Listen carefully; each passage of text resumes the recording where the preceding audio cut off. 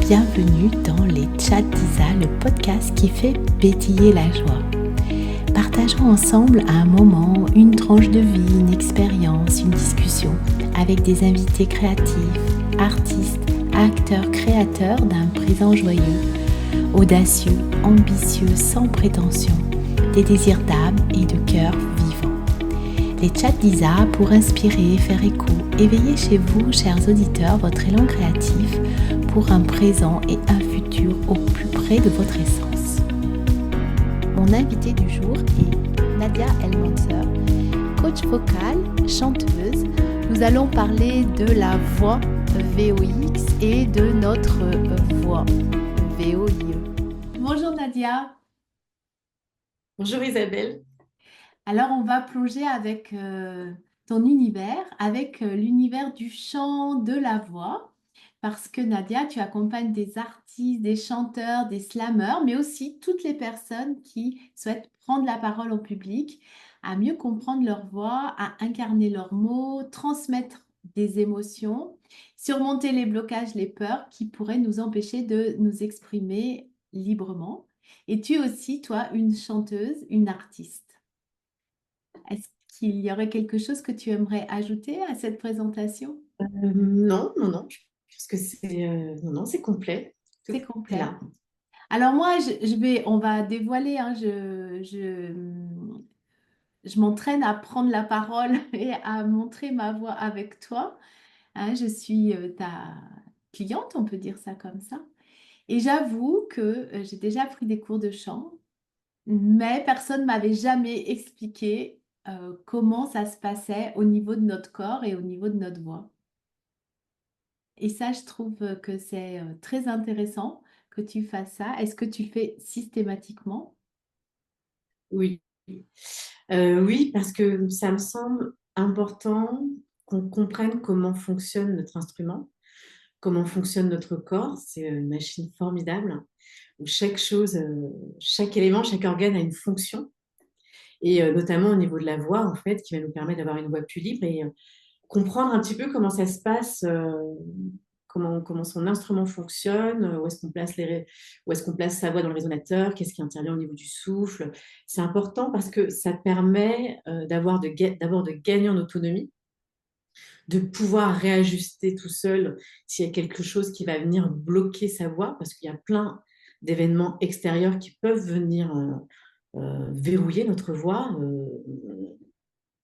Ça peut être le stress, le tract, ça peut être quelque chose qui s'est passé durant la journée, l'endroit où on va jouer qui n'est pas forcément auquel on s'attendait. Et si on ne comprend pas son instrument, ça va jouer sur la confiance en soi.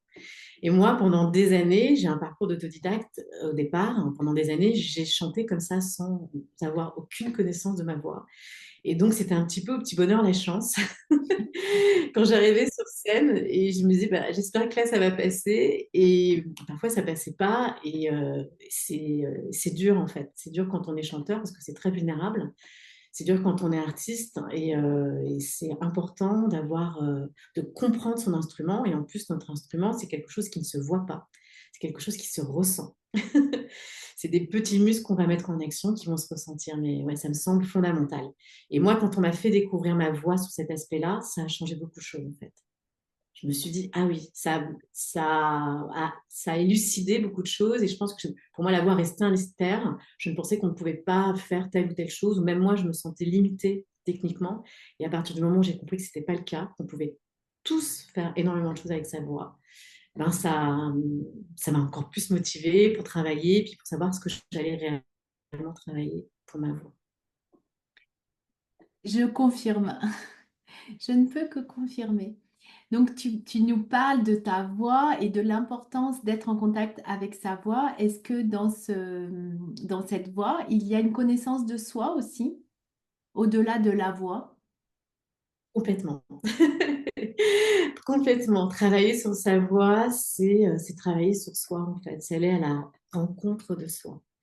On se rend compte qu'en travaillant sa voix, alors forcément, il y a le côté physique, corporel, l'instrument, il y a le côté aussi émotionnel, l'état d'esprit qui va avoir un impact sur sa voix. Parce que ta voix, c'est le miroir de qui tu es. Elle reflète chaque facette de toi-même. Et souvent, pour prendre un exemple, souvent quand tu as une respiration qui est courte, que tu as un débit rapide, admettons sur la voie parlée, souvent c'est des personnes qui sont très anxieuses, qui prennent pas le temps de se poser à l'instant T, d'être en connexion avec les autres, qui sont déjà sur le coup d'après. Ou alors, ça peut être aussi parce que petit, on ne nous a pas offert la possibilité de nous exprimer librement.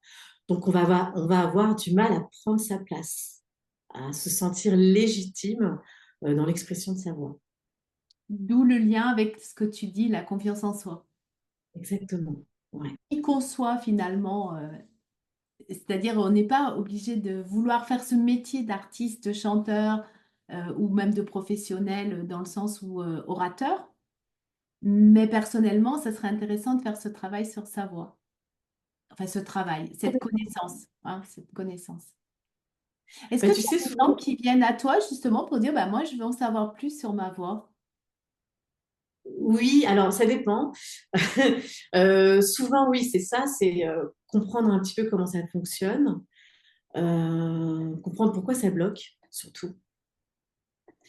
Euh, mais en fait, on y va. Tu sais, dès la première séance, tu l'as vu, je mets quand même, on met les pieds dedans, hein. Hmm, Dès la première séance, moi, j'explique un petit peu comment fonctionne la voix.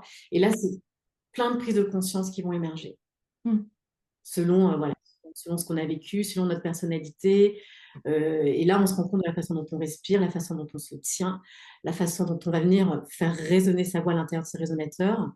Et déjà rien que ça, je réalise que pour les gens, c'est énorme en fait.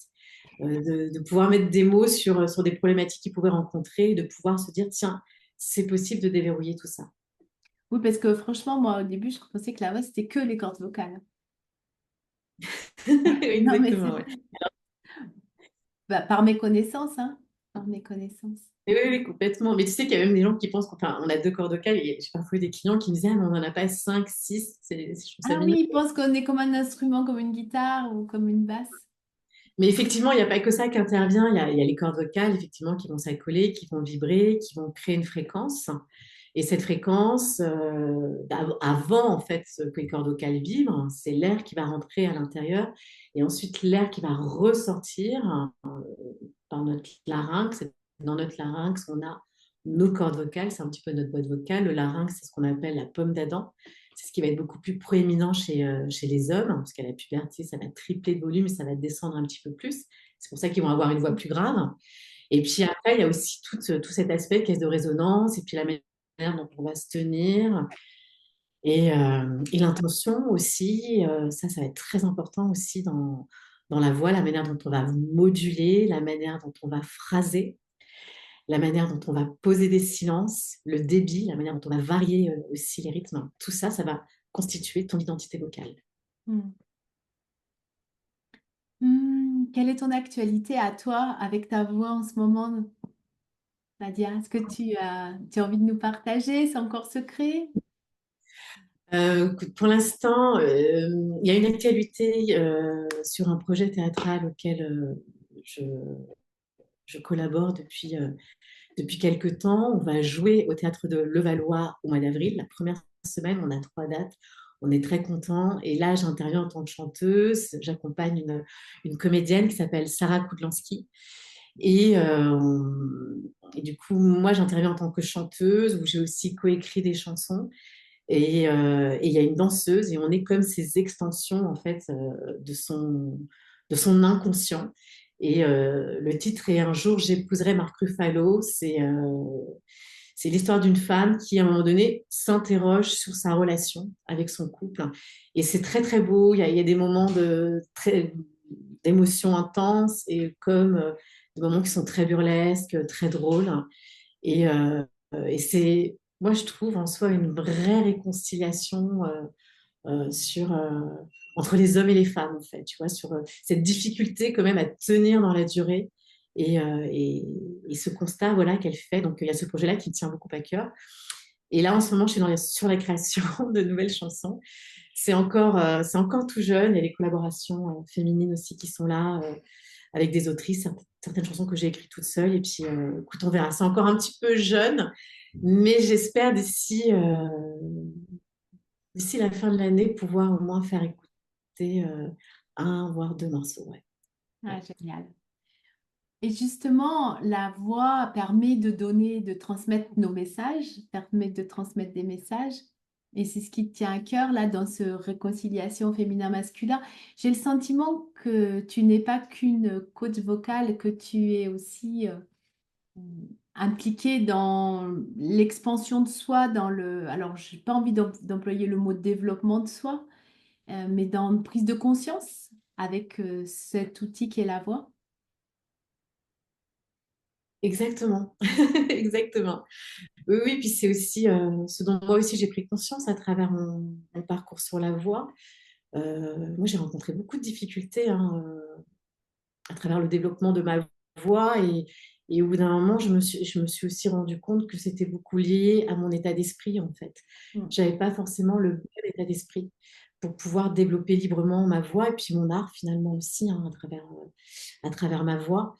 Donc c'est vrai que ça me tient à cœur et puis je pense que en fait, tu peux pas y échapper, quoi qu'il arrive. Quand on commence à travailler sur la voix, les personnes que tu accompagnes, en tout cas moi que j'accompagne, se dévoilent au fur et à mesure, ils font des connexions avec ce qui leur arrive, en fait, ce qu'ils vivent ce qu'ils expérimentent dans leur vie. Mm. Et c'est vrai que la voix, c'est ton miroir.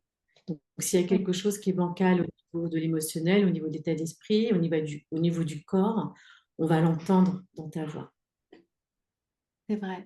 Moi, j'ai eu une période où j'étais très, très, très stressée parce que changement de vie et j'avais changé de niveau de voix. Je parlais très vite, c'est ce que tu dis, hein, très vite et puis très, très haut en intonation. Et donc, c'est après coup que je me suis rendu compte que ça dénotait mon état émotionnel. Mais ce que je voulais dire aussi, c'est que tu es accompagnatrice pour les artistes, mais toi-même, en tant qu'artiste, tu as envie aussi de transmettre des messages, notamment avec ce que tu crées, avec tes créations. Ah oui, complètement. Bien sûr, bien sûr, ça fait partie. Quand on est artiste, on partage son regard, en fait, la Ouais, perception se fait du monde qui est personnel, quoi qu'il en soit, et puis, mais après, dans lesquels à un moment donné, la magie fait que d'autres se retrouvent aussi dedans et que ça leur parle, en fait.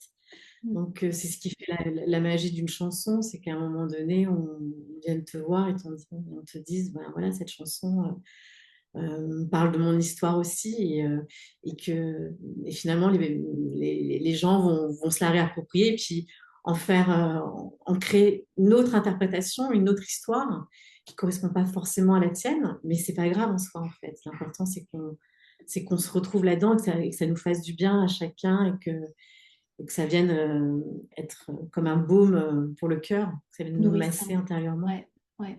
D'ailleurs, je ne sais plus si j'ai déjà partagé cette anecdote, mais dans le livre d'Elisabeth Gilbert, Comme par magie, elle parle d'une femme qui vient lui témoigner qu'elle a quitté son compagnon qui était violent.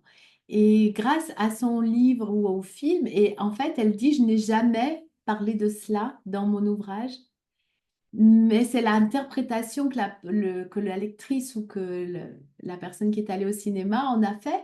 Et tant mieux, finalement, que le message soit passé d'une autre manière.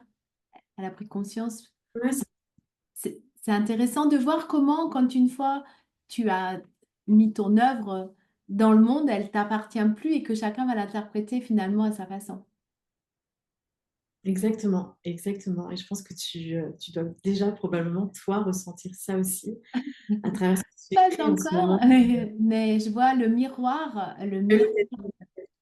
oui, le miroir des autres, chez les autres que l'on est, parce qu'il y a un mot, peut-être une ambiance aussi d'une chanson, qui va créer chez l'autre un reflet, un miroir. Et c'est très important. Exactement. Ben ouais. Puis on est tous les miroirs des uns et des autres. Oui, Hein. Donc, il y a toujours une part de soi qu'on retrouve chez l'autre. Et Ouais. puis après, aussi, à l'inverse, ça peut être aussi du rejet, hein, parce Oui, que quand on est artiste, on est exposé aussi. Et ça peut faire très peur ouais. de pouvoir assumer ce qu'on dit, parce que parfois, on va être un petit peu aussi en avance. Et, Mm. et des, ou alors, enfin, en avance ou autre chose. Souvent, ça ne va pas plaire parce qu'on va être en désaccord avec une vision, une perception que certaines personnes ont du monde aussi. Et ça peut être aussi très inconfortable, hein, parce que voilà, quand on expose sa voix dans un espace vulnérable, donc on risque de se faire juger, rejeter, critiquer. C'est pas toujours évident, ça non plus. On s'expose soi-même. Mm. Mais je pense que c'est le Mm. but aussi, parce que sinon on garderait notre art pour... tu garderais ton art pour toi et tu ne serais que accompagnatrice d'autres artistes. Exactement, mais c'est Tu prends le risque, hein, tu prends le risque qu'on te dise, ouais, bah, moi, Nadia, non, moi j'aime pas du tout ce que tu fais, mais je trouve que c'est déjà bien parce que finalement ça peut nous apporter aussi un autre regard et nous apprendre aussi d'autres choses sur nous-mêmes, hein. exactement, exactement. Puis ça apprend à se faire rejeter aussi, je trouve que c'est important. Ouais. Parce que quand tu regardes le parcours des artistes, quand tu les écoutes aujourd'hui sur les podcasts, tu te rends bien compte que c'est pas des parcours faciles et Mm. que tu vas avoir toujours mille et une personnes qui vont te décourager C'est vrai, d'entreprendre cette voie. c'est Ça va vrai. commencer par la famille, les parents qui ont peur pour toi, qui cherchent un environnement de sécurité. Et puis après, ça va être les gens aussi du milieu qui vont être très, très durs parce qu'il y a beaucoup de personnes, qu'il y a une exigence aussi. Et puis parfois aussi, les personnes les plus proches de soi qui vont être déstabilisées, qui peuvent Oui, être déstabilisées par la situation, en fait. Ça peut être un compagnon, ça peut être une compagne qui ne comprend pas aussi tout à coup ce revirement, cette exposition, et ça peut fragiliser aussi les gens autour de soi, en fait, et oui, créer des comportements auxquels on ne s'attendait pas. oui, tout à fait. Oui, souvent, c'est même les proches hein, qui sont pas les plus, on va dire, motivants ou soutenants dans un premier temps. Et puis ensuite, ben, là, ça peut changer quand on voit le succès. Mais s'il n'y a pas de succès, qu'est-ce qu'est le succès en plus, hein? Parce que c'est propre à chacun. Et là, peut-être, ça peut Exact. changer. Et je crois qu'il faut s'affranchir de ça. Et ça, c'est le plus difficile, peut-être, hein, Nadia, s'affranchir du regard de nos proches par rapport à ce qu'on va exposer, par rapport au sujet dont on va parler. Ah oui, complètement. Ouais, ouais, je suis entièrement d'accord avec toi. C'est plus difficile. En tout cas, pour moi, ça a été très difficile, si je Ça a devais été très parler pour moi. difficile. Ah Ah oui. ouais, ça a été très difficile. Euh, oui, puis des fois, tu n'as pas conscience de tes comportements aussi, tu vois, de vouloir plaire. Enfin, si tu es Oui. dans une envie de plaire, de demander la validation aux autres à cause de telle ou telle blessure, ben, ça va modifier tes comportements et ça peut aussi ralentir ta progression. Et c'est vrai que c'est aussi là-dedans, moi, que j'aime bien accompagner les gens aussi, c'est à un moment donné leur faire prendre conscience que voilà, il y a plein de mécanismes inconscients qu'on peut avoir et que ceux-là, en fait, sont plutôt limitants et vont pas t'aider dans ton cheminement, dans ta progression, dans ce que tu as envie de construire artistiquement. Ouais. On te trouve, tu habites à Paris, donc on peut te trouver sur Paris, dans la région parisienne, mais tu fais aussi à distance.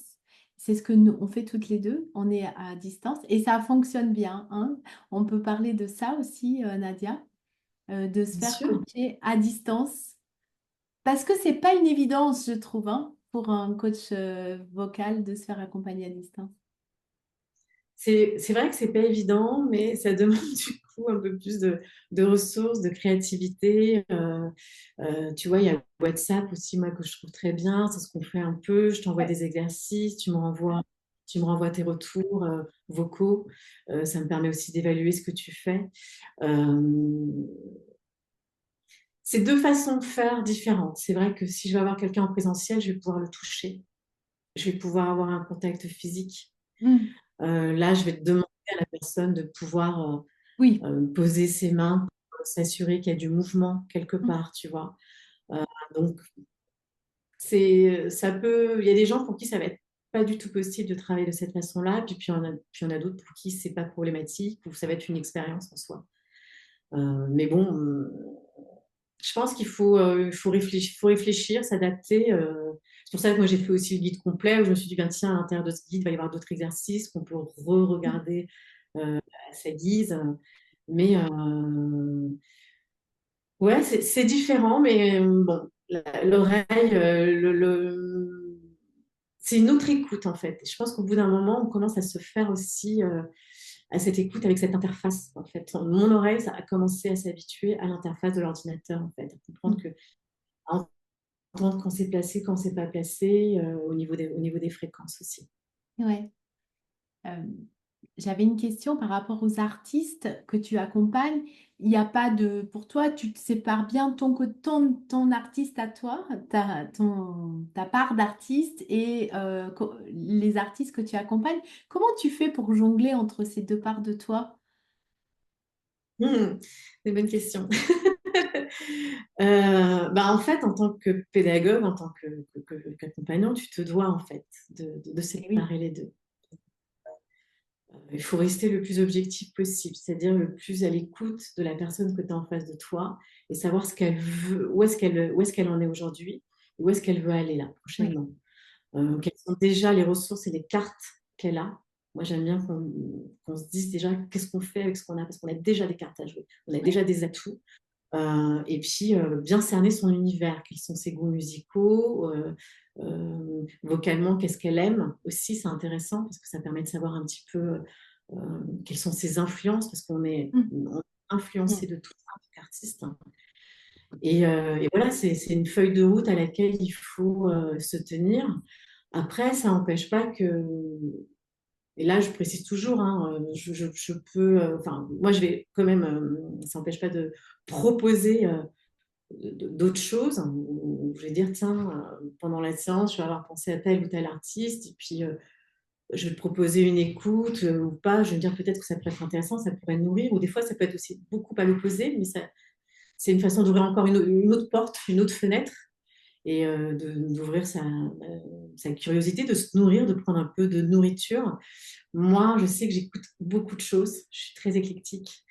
J'écoute beaucoup de jazz. J'ai fait une école de jazz, donc à un moment donné, j'ai été biberonnée au jazz. J'écoute beaucoup de chansons françaises. La chanson française, c'est ce qui me plaît le plus. J'adore travailler avec des artistes qui chantent en français.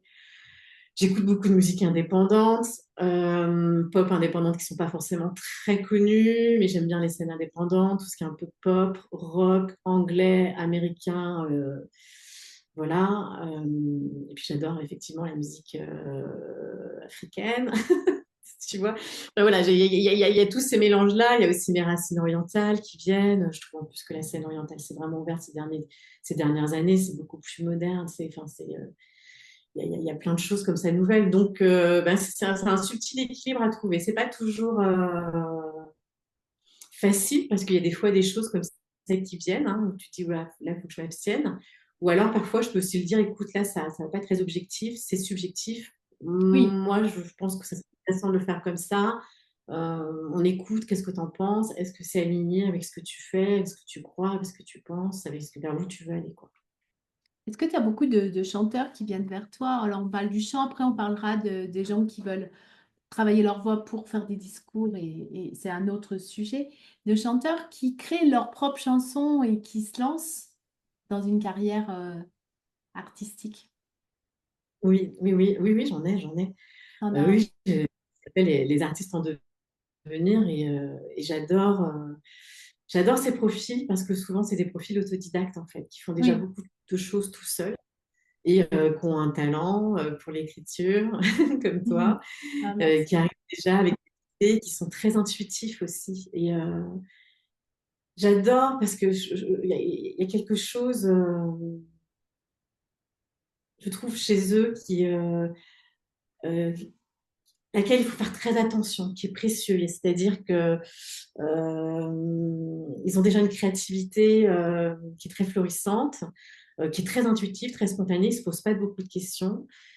Euh, et souvent, il y a plein de vérités qui ressortent en fait de là. Et donc ça, il faut en prendre soin.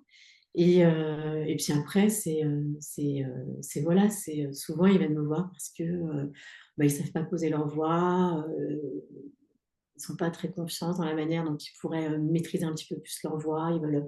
Certains ont des compositions dans lesquelles ils voudraient aller un peu plus dans les aigus ou plus de puissance et là ils peuvent pas.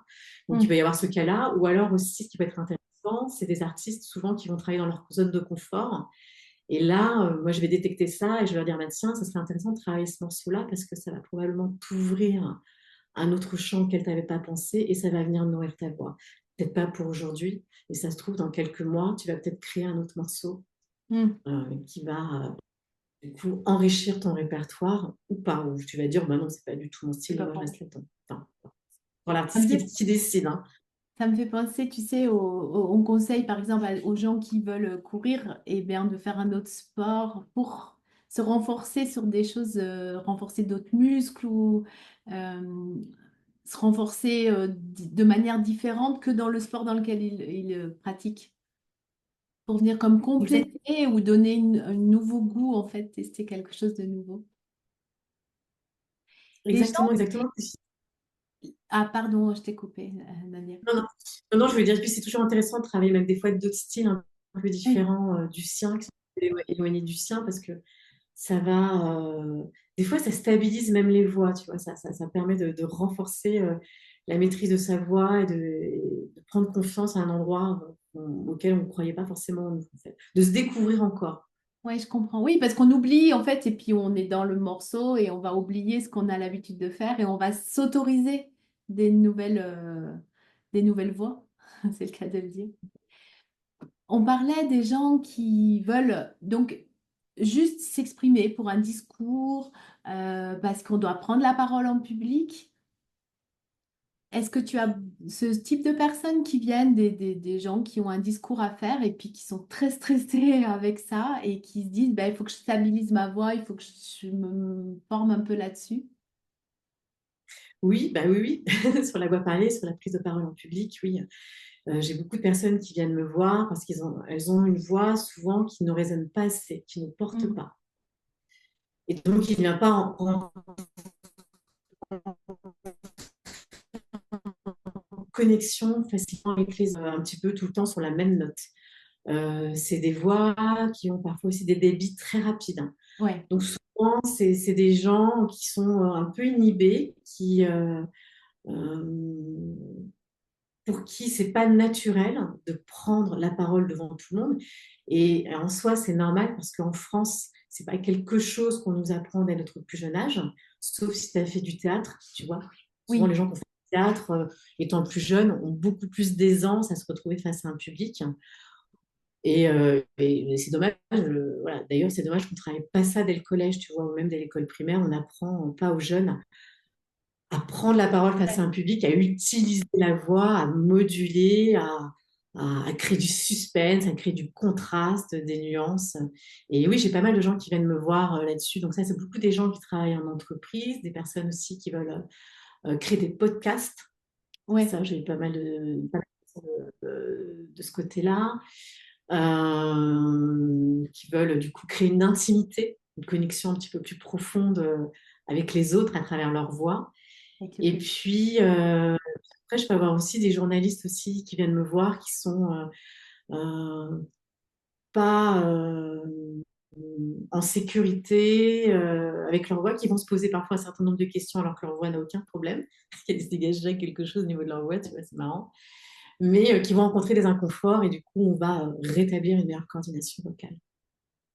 Il y a une notion d'énergie quand même, hein, dans la voix parce que quand on parle beaucoup, quand on doit beaucoup s'exprimer ou quand on doit justement chanter ou voilà, avoir un événement comme ça, je trouve que ça prend beaucoup d'énergie. C'est parce que ça demande beaucoup Exactement. d'attention ou comment ça se fait ça, que ça prenne autant d'énergie? Ah, j'aime bien cette question. Mhm. Ça prend beaucoup d'attention. Alors, c'est marrant. Ça en donne et ça en prend en même temps. Enfin, je trouve. C'est ça.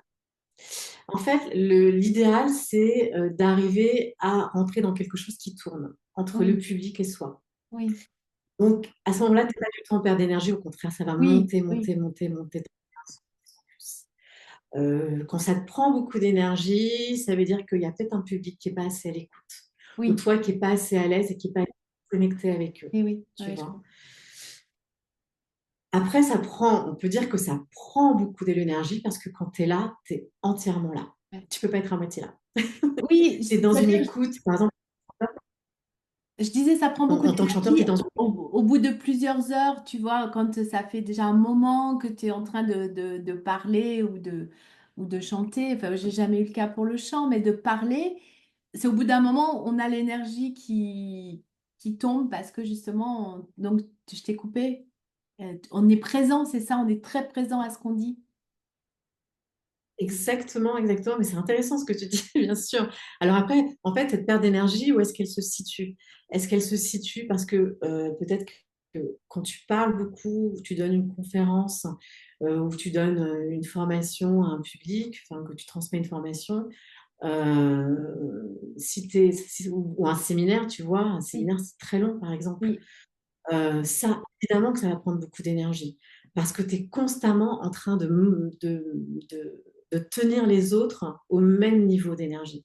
Il y a un côté animateur dedans. Tu vois ce que je oui, veux dire en tout fait, à tu fait, vois? Il n'y a bien pas sûr. que la transmission. Tu tiens l'énergie du groupe, l'énergie de la pièce et ça en soi, c'est épuisant. Donc peut-être aussi qu'à ce moment-là où tu sens que c'est fatigant, est-ce que du coup la fatigue, elle se crée au niveau de la voix aussi, tu vois? Parce que peut-être que ton corps, il va commencer un petit peu à lâcher, peut-être que tu vas moins soutenir, peut-être que tu vas plus respirer aussi bien que tu le faisais au tout début aussi. Mm. Donc ouais, c'est pas évident. Bien sûr que c'est pas évident. Ça prend de l'énergie. À toi de trouver, tu vois, de Ouais, réajuster, de trouver un bon équilibre. ouais, ouais. Je étais en train de réfléchir, moi, c'est plus de l'énergie physique, plus que la voix. Ouais, c'est ça. Ouais, Ouais, ouais. plus de le corps qui devient un peu plus lourd. Ouais, ouais, ouais, ouais. Donc Nadia, on te retrouve au mois d'avril, on mettra les coordonnées. La billetterie est déjà ouverte ou c'est trop tôt? Je sais pas, je crois qu'elle est déjà ouverte hein, parce que Sarah m'en a parlé. Elle m'a dit, ah, ça y est, on est sur le petit livret et tout. Elle était Voilà. toute contente avec nos photos. Donc, je pense que la billetterie, oui, on fait partie de la programmation. Donc, je pense que la billetterie est ouverte, effectivement. Ouais. Qu'est-ce que ça fait quand on se voit comme ça à l'affiche? Bah, ça fait plaisir. J'imagine. Ça fait plaisir et ça fait du bien parce que ce projet-là avec Sarah Koudlansky, ça fait un petit temps qu'on y travaille. On avait fait déjà 2 représentations de travail, voilà, qui nous ont permis de réajuster certaines choses. Puis ça a été tout un cheminement. Il y a un metteur en scène qui est venu il n'y a pas longtemps, qui a amené énormément de changements, mais qui a amené beaucoup plus de fluidité, qui a créé des super tableaux à l'intérieur de ce joli texte.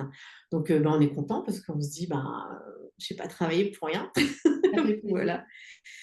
Récompense. Ouais, ouais, ça fait plaisir. Et puis là, ça va être dans une salle. Voilà, ça va faire c'est 3 soirées quand même, tu vois, c'est pas rien. Ouais, Donc, c'est sûr. on est content. Mm. Merci Nadia. Est-ce que tu voudrais rajouter d'autres choses avant qu'on arrive tranquillement à la fin de Non, ce non, podcast? je suis très contente. Oui, je voudrais te remercier de m'avoir invitée sur ton Merci à toi. podcast. Ça me touche. Et non, rien de plus. Sinon, ben, n'ayez pas peur d'affirmer votre voix. Prenez-en soin parce qu'elle est précieuse. Et que, oui, j'ai envie de dire, il n'y a pas de petite voix parce que c'est souvent ce que j'entends des gens. Il y a juste des voix qui n'ont pas été assez travaillées, tout simplement, et qu'on peut libérer la voix en libérant les verrous corporels émotionnels qui vont permettre d'avoir une voix plus alignée avec soi-même.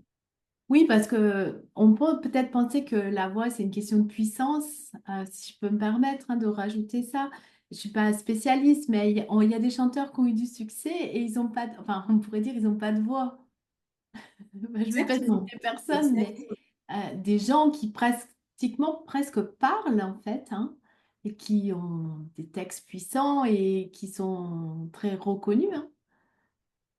Ouais, et puis qui ont une présence Voilà, c'est ça. puissante. Oui, Même si c'est pas une voix, parce que tu as des chants, des chanteurs à voix comme Lara Fabian, Patrick Fiori, Céline Dion, notre chanteur à voix. Et puis après, tu as des chanteurs comme Benjamin Biolay, qui n'a pas forcément une grande puissance vocale, mais qui a une présence énorme, folle dans sa voix.